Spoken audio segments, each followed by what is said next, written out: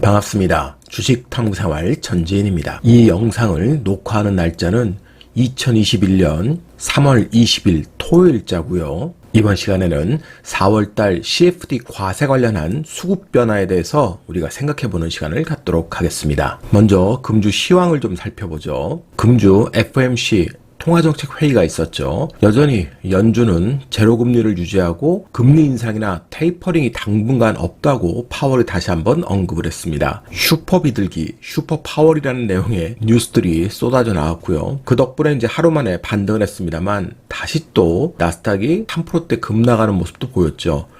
여전히 금리 인상에 대한 부담이 시장에 전해졌습니다. 그러면 이번 FOMC 회의 중에서 점도표를 좀 살펴볼게요. 자, 지난 12월의 점도표 내용을 보시면 2022년에 제로금리를 계속 유지할 거다. 한 명만이 이제 금리 인상을 피력을 했습니다. 하지만 이번 3월에 FOMC 회의를 보시면 지난 12월보다 3명의 연준 위원이 추가로 금리 인상에 동의하는 그런 부분을 보였습니다. 21년에는 여전히 금리 인상은 없다고 보지만 내년도에는 금리 인상을 해야 된다는 의견이 조금씩 늘어나기 시작하는 거죠. 물론 이것은 언제든지 또 다음 회의 때 변경이 될 수도 있습니다. 하지만 지금 금리 상승 기조로 보게 되면 하반기 회의 때는 조금 더 늘어날 가능성이 얼마든지 있는 거죠. 자, 그러다 보니까 금리가 또 요동을 치기 시작했던 거고요. 그럼에도 연준이 지금 전망하는 전반적인 GDP 성장률이나 실업률, 또 인플레이션 수준을 보면 시장에서 그렇게 우려할 만한 수준은 아니라는 것을 우리가 알 수 있습니다. 자, 연준의 전망치를 다시 또 살펴보죠. 연준의 GDP 전망치를 보시면 지난번에 이제 4.2에서 이번에 6.5 수준까지 올라왔습니다. 경기가 좋아진다는 소리죠. 물론 기저효과입니다. 그런데 장기적으로 보면 어때요? 다시 1.8로 수렴한다는 소리입니다. 2022년에는 3.3, 또 2.2 이런 수준으로 계속 수렴하는 거죠. 그러니까 GDP 성장률이 높아지는 게 아니라 2%대 미만으로 수렴하게 된다는 소리입니다. 그럼에도 불구하고 실업률은 안정적 흐름을 갖고 갈 거라고 자신을 좀 하고 있어요. 실업률 추이가 4%대로 안정적이 될 거다. 그리고 물가를 굉장히 중요시 여기는 게 연준의 또 입장이죠. 이번에 코어 PC 인플레이션 쪽 보게 되면 지난번에 1.8였는데 2.2 수준까지 올라왔습니다. 하지만 결국 이것도 2%대로 계속해서 수렴하는 거죠. 그리고 연준이 기준금리를 아직은 인상할 때가 아니다라고 계속 전망을 하는 것은 장기적으로는 이제 2.5% 수준까지 생각을 합니다만 2023년까지는 여전히 제로금리를 유지할 것으로 지금 전망을 하고 있습니다. 그래서 연준의 지금 포지션은 크게 변함이 없다. 다만 시장은 단기적인 그런 수급에 의해서 금리가 좀 가파르게 움직이는 부분이 부담을 느끼는 겁니다. 미국 10년 만기 국채 흐름 보시면 자, 1.7%대까지 지금 올라와 있습니다. 상당히 가파르게 올라왔어요. 그러다 보니까 이제 시장이 요동을 치는 거고요. 작년에 노딱 사태 이준으로 완전히 이제 회복을 한 거죠. 그런데 이렇게 급하게 금리가 움직이면 역시 부실 채권 시장이 상당히 우려스러울 수 있는데 여전히 하이힐드 채권 시장은 큰 변화가 없습니다. 자, 하이힐드 채권의 스프레드를 보시면 여전히 바닥권에 있죠? 네, 3.66% 수준입니다. 지난번에 이렇게 발작했던 거에 비하면 여전히 바닥권에 있습니다.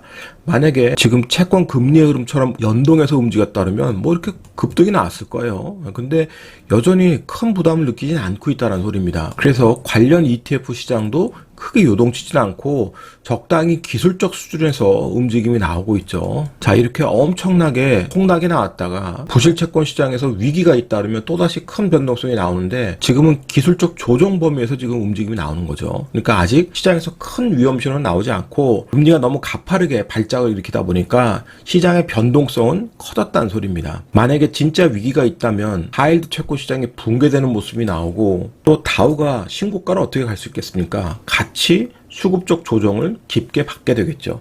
나스닥뿐만이 아닐 겁니다. 하지만 여전히 시장은 끝내려고 하는 게 아니라 기술적 조정 범위 안에서 움직이고 있다라고 우리가 판단할 수 있겠죠. 그래서 이번 금리 상승기에 좀 더 안정된 금리 흐름이 나온다면 충분히 좋은 기회를 얻을 수 있을 것 같습니다. 계속 매수 관점의 시각을 유지하면서 어떤 종목을 어떤 포인트로 우리가 공략을 할지를 고민하는 게 더 현명할 것 같아요. 자, 그럼 오늘 주제인 CFD에 관련된 내용을 좀 살펴보겠습니다. 자, CFD는 Contract for Difference라고 해서 일종의 장외 파생 상품입니다. 전문 투자자만 거래가 가능하고요. 이 전문 투자자는 금융투자협회로부터 또 인증을 받아야 되는데요. 뭐 5억 이상의 금융자산 보유해야 되고 또 연봉 1억 이상이어야 되고 여러 가지 조건이 있습니다. 그래서 그 조건들을 다 충족을 해야지 한 가지만 충족하는 게 아니라 세 가지 그 조건들을 다 충족을 해야 전문 투자자 자격이 되는 거예요. 그러니까 좀 큰 손이라고 봐야 되겠죠. 그래서 CFD의 특징을 보면 공매도 진입도 가능하고요. 일단 레버러지 효과에 많은 관심을 갖고 있습니다. 그리고 그동안은 여기에서 나오는 차입금, 이 차입금에 대해서 과세가 되지 않았어요. 그런데 4월부터는 차입금에 대한 과세가 11%가 적용이 됩니다. 그래서 이 CFD 거래가 좀 위축될 수 있기 때문에 수급적 변화를 나타낼 수가 있어요. 그동안은 자금을 크게 굴리는 사람이 레버러지를 활용해서 더 큰 자금을 운용할 수 있었는데 레버러지에 대한 수익이 커지면 거기에 그 큰 만큼 세금도 또 커지는 거니까 이 CFD 거래가 위축될 수 있겠죠. 그래서 그 거래 부분을 우리가 예측하면서 추적을 좀 할 필요는 있는 겁니다.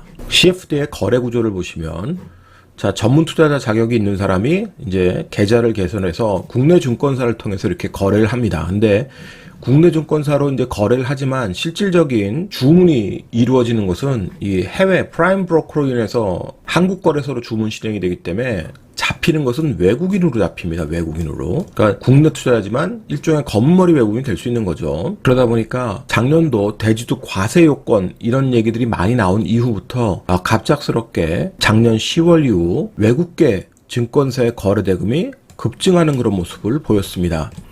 특히 이제 UBS 쪽에 거래하고 JP모건 거래가 좀 더 늘어난 그런 모습을 볼 수 있는데요. 물론 전반적으로 다 좀 늘었죠. CS나 모건 스탠리 쪽도 많이 늘었습니다. 1월 달에는 120조 원. 물론 이건 거래 대금입니다. 순매수가 아니라 거래 대금 자체가 월간 120조 정도가 나왔다는 거고요. 그러니까 외국계 증권사의 거래 대금이 굉장히 많이 늘었다. 여기에는 CFD 자금이 일정 부분 이용이 됐을 거라고 보여주는 거죠. CFD의 장점이다 단점이 바로 레버러지 효과인데요. 뭐 예를 들어서 1억을 투자했는데 10배 레버러지 하면 10억이 되는 거고 그 10%만 먹으면 내 원금 1억 100% 수익이 나는 거지 않습니까? 그런데 반대로 마이너스가 되게 되면 반대 매매를 당하게 됩니다. 자, 보시면 예탁 자산 평가금이 위탁 증거금과 유지 증거금이 있는데 이 유지 증거금을 깨고 내려와 버렸다. 그러면 장 종료 기준으로는 추가 증거금이 반드시 필요하게 되는 거고요.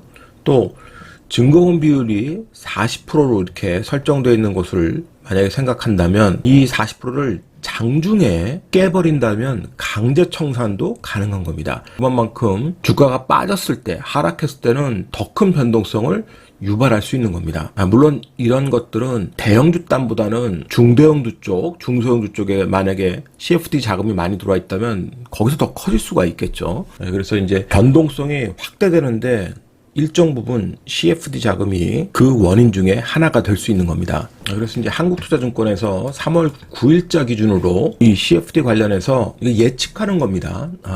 외국계 거래 비중이 높은 그런 종목들 좀 선정을 했어요. 그래서 여러분들이 이 종목군 중에서 중대형 종목군들을 한번 살펴보시면서 수급 변화에 눈여겨볼 필요가 있는 겁니다. 왜냐하면 4월 1일자부터 이제 과세가 되니까 그 전에 매물이 나올 수 있다는 거죠. 그래서 4월 2일 이후에 외국계 창구의 수급이 좋아지는 그런 종목이 있는지를 눈여겨볼 필요가 있다는 겁니다. 뭐 예를 들어서 몇 종목만 차트를 통해서 보죠. 자, 우선주 단 말고요. 대형 그룹사들을 좀 볼 필요가 있겠죠. 안정적으로. 현대오토에버의 경우 자, 고점에서 고공전투 벌리면서 약간 밀려져 있습니다. 최근에 외국계 증권사의 수급은 오히려 좋아져요. 그렇지만 4월 1일 이전에 수익이 나면 물량이 또 한꺼번에 나올 수 있기 때문에 지금 이 수급만 보지 마시고 4월 1일 이후의 수급이 어떻게 형성되는지도 지켜볼 필요가 있다는 거고요. 자, 효성 첨단 소재 최근에 아주 좋은 모습을 보여주고 있죠. 턴어라운드 기대 종목으로 기관이 아주 적극적으로 매매하는데 외국인도 같이 가세를 하고 있습니다. 근데 이 외국인 매매가 4월 1일 이전에 또 차익실이 나오는지 봐야 되니까요. 그래서 기관이 받쳐주는데 4월 달 들어서도 외국인 수급이 좋은 그런 종목들을 볼 필요가 있다는 겁니다. 자, 이 중대형 종목군들 또 한미반도체 이런 종목군들도 최근 외국계에서 좋은 그런 흐름이 나왔습니다만 다시 차익 실현 물량이 나올 수 있다는 거. 자, 대덕전자 같은 경우는 지금 박스권의 하단에 있는데 여기 지금 외국계들이 또 샀다 팔았다 하고 있습니다. 근데 이 수급이 4월 1일자 이후에 좋아진다 그러면 이런 종목군들은 매매할 수 있는 또 좋은 기회가 되겠죠. 마찬가지로 코스닥 쪽에서도 신텍 같은 종목들 보시면 최근에 외국계에서 흐름이 좋습니다만 단타로 들어왔다가 바로 또 수급이 빠져나갈 수 있습니다. 그래서 이런 코스닥 쪽에서도 중대형 종목군에 실적 기대감이 있는 그런 종목군들, 이런 종목군들이 4월 1일 이후에 수급을 잘 확인하실 필요가 있다는 거예요. 뭐 SK 마트리얼스라든지 FST라든지 이런 종목들을 말하는 겁니다. 그러니까 테마에 너무 집중돼 있고 너무 작은 종목들 말고요. 중대형군에서 외국인 수급 변화를 감지할 수 있는 그런 종목군들을 여러분들이 눈여겨보실 필요가 있을 것 같아요. 그리고 5월 달에는 일정 부분 공매도 재개도 되니까요. 그런 수급들을 우리가 미리미리 좀 체크를 하면서 준비를 할 필요가 있을 것 같습니다. 오늘자 한 줄 요약. 큰 손일수록 과세에 민감하다. 이 영상이 도움이 됐었다면 좋아요, 구독하기 부탁드리고요. 저는 다음 시간에 또 뵙도록 하겠습니다. 고맙습니다. 전지인이었습니다.